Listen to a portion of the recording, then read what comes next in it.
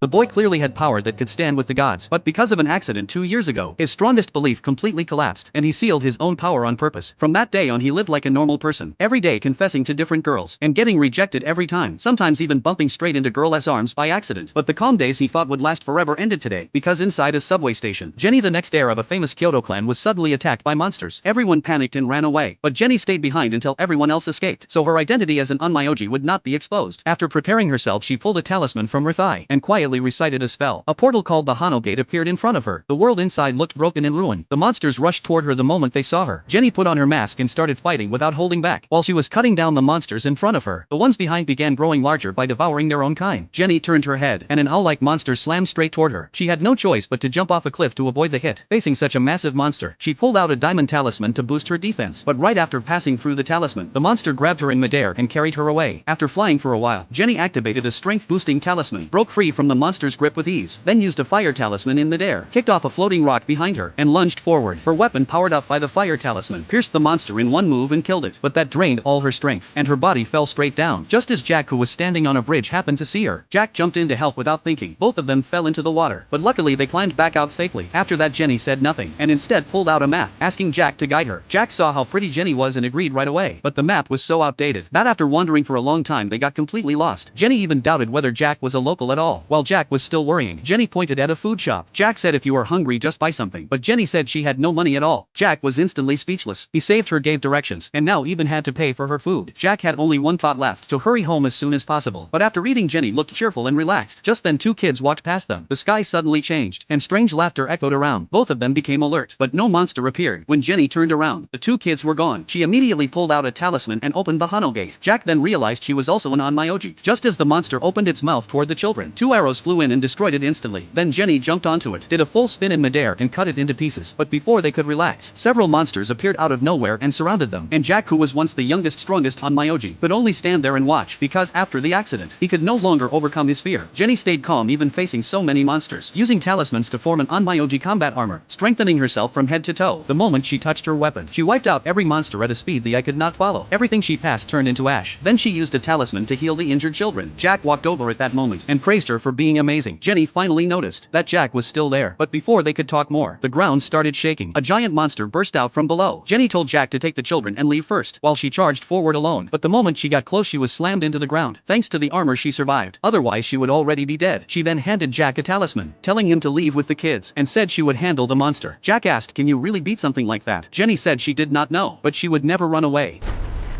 私は陰陽師だ。